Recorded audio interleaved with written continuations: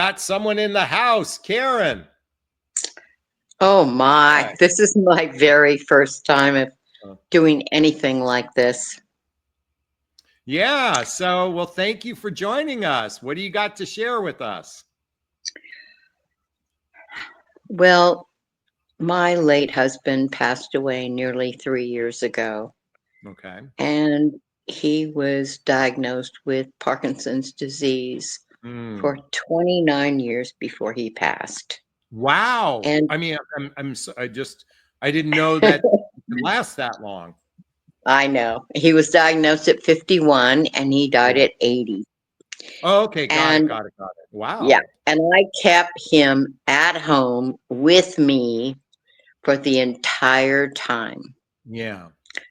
And every single time that there was a loss, I grieved that loss from the very beginning when I realized that our ability to retire together someplace different was Yeah. gone.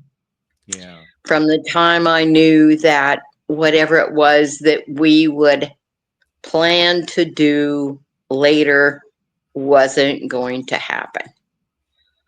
Every single time that he was unable to do something that Yeah. he had been able to do the week before, the month before, the year before, I Yeah. grieved that. Oh. So, what happened over all of those years was Right. that every single loss I grieved. Yeah. And and so by the time he actually physically passed away, Yeah. I had grieved for so many years that I was ready to let go and move Yeah. on. Yeah. Something, first off, I just want to give you a big, gigantic Jonathan Bear hug. Um, first off, some people don't even have the courage to stay in it. It's interesting. I was thinking of Michael J. Fox when you started to share, and I believe he's Hmm. had Parkinson's for 20 plus years as well. So it occurred to That's me that true. that's not something that's necessarily life threatening. It's more of a physiological, neurological disorder. You And have I'm no not, idea how yeah, incredibly devastating it is to every mm, organ in their body, to got it. every movement. And our hero Yeah. was Muhammad Ali. Oh yeah, I forgot. Yeah, yeah, he had it for a long Yeah, time. So because let's go back. because we're from Phoenix Okay. and Muhammad Ali put an enormous amount of money Yeah. into Barrow Neurological, where there was a fabulous a oh what can I well there was everything from um every kind of therapy that was available was there, Yeah. including some of the best doctors available in the world. So And so we were very involved. okay. So I have a question for you because you just shared with everybody, in a sense, you were having I'm going to call them micro losses each day, and Yeah, I'm yeah, differentiating between like a death is like when my son passed away, it was like bam, and it happened all of a yeah, sudden, it was like right. gigantic. Whereas each day you're having a micro loss, That's true. and so why don't you share with everybody, emotionally speaking, how did you navigate that for yourself? Like, how did you nurture your soul as you're experiencing these micro losses? Well, basically,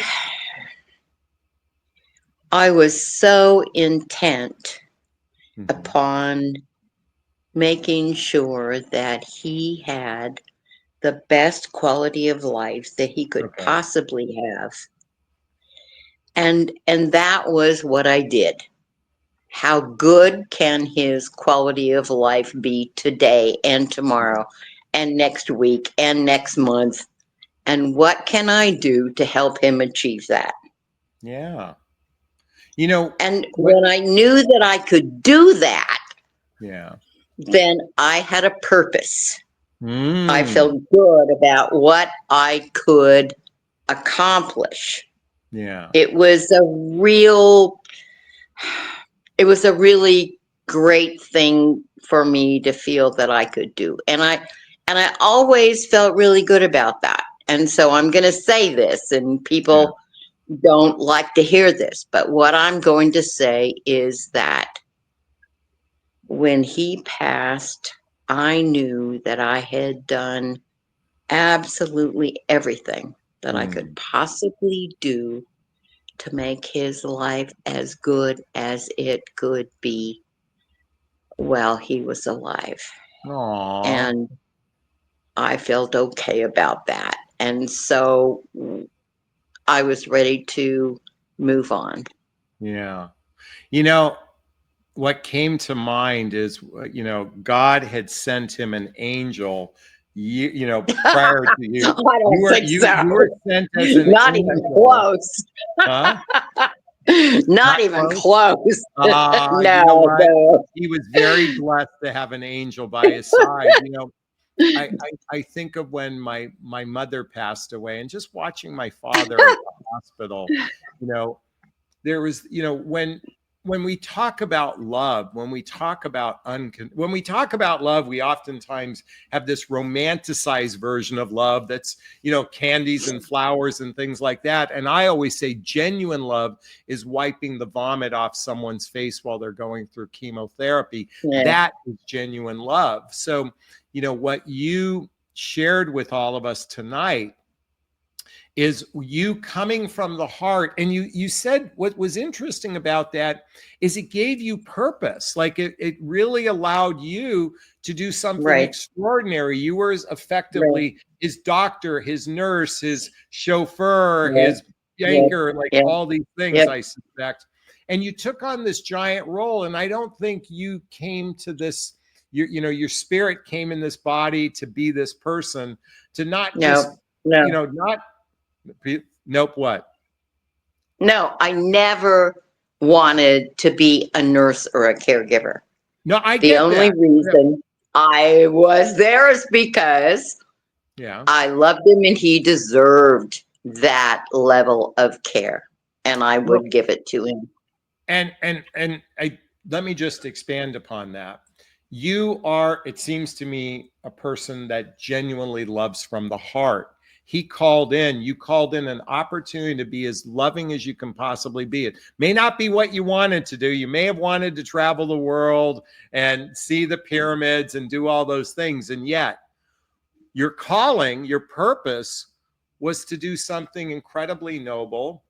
And guess what? His quality of life was much better for it.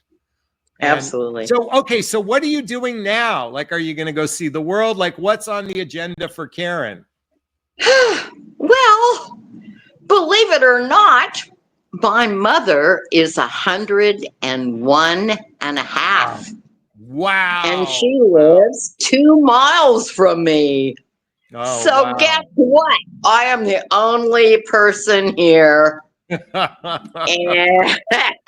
so I take care of my mother that is Okay. a 101 and a half. Well, Ah, but it's interesting because GME says when your purpose is gone, it becomes difficult to find it yourself. And guess what? You found a new purpose. You're going to take care of your 101-year-old mommy. I know. Ah, Well, but I neglected to tell you something. what did you neglect to tell me?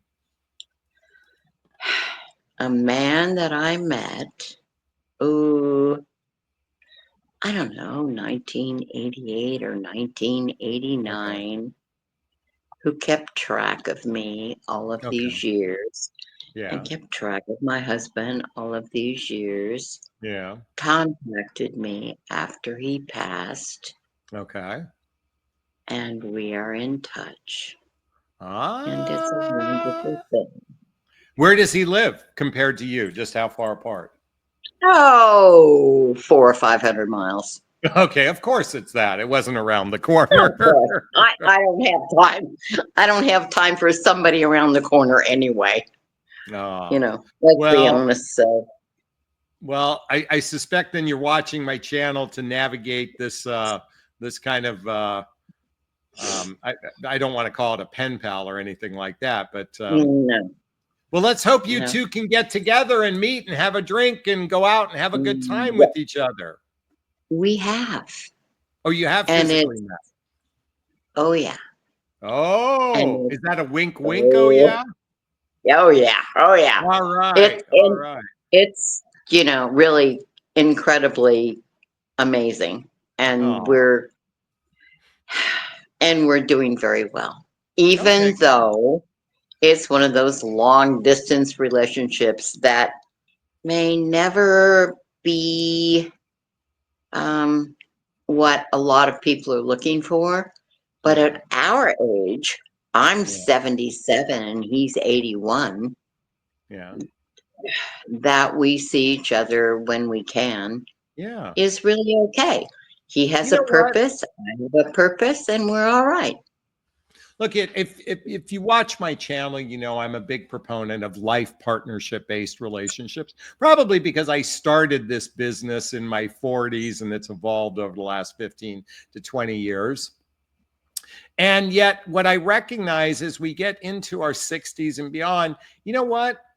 It doesn't have to be a traditional type of relationship. You get to decide what it is. It's like, and believe me, Mhm. you don't want to be out in the dating marketplace swiping and all that Oh, other shit, you no. know? So if you got a Ah, live body, work with it.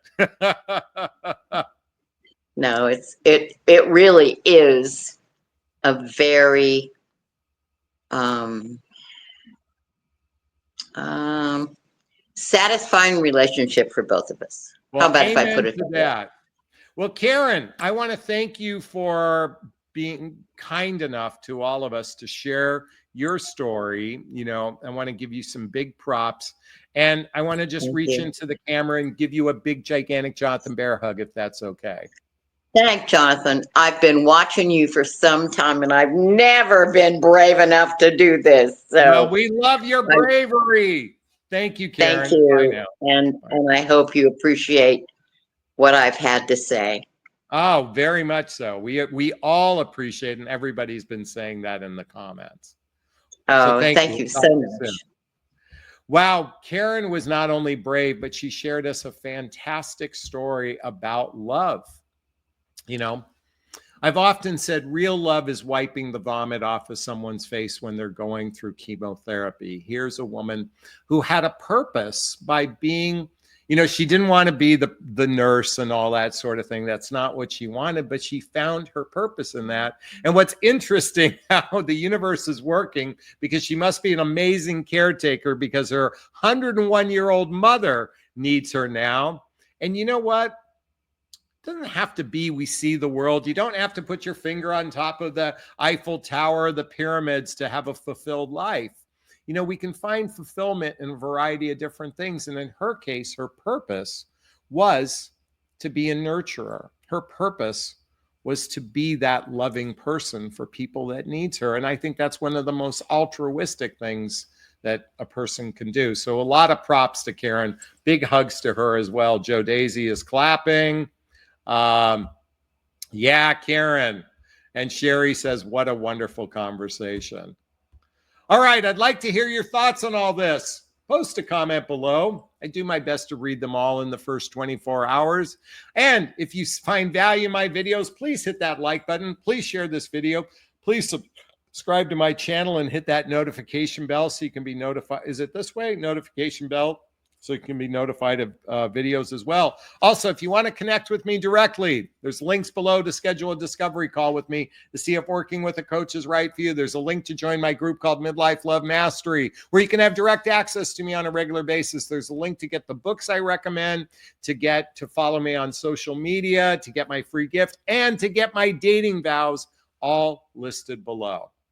All right, I'm going to wrap up this video as I always do. First off, give myself a big, gigantic Jonathan Barrick of self-love. I'm going to ask you to reach into the camera and give you a hug of love if that's okay. I'm going to ask you to turn to someone, a pet, a teddy bear, a pillow. Give it or them a hug of love because hugs are a great source of love.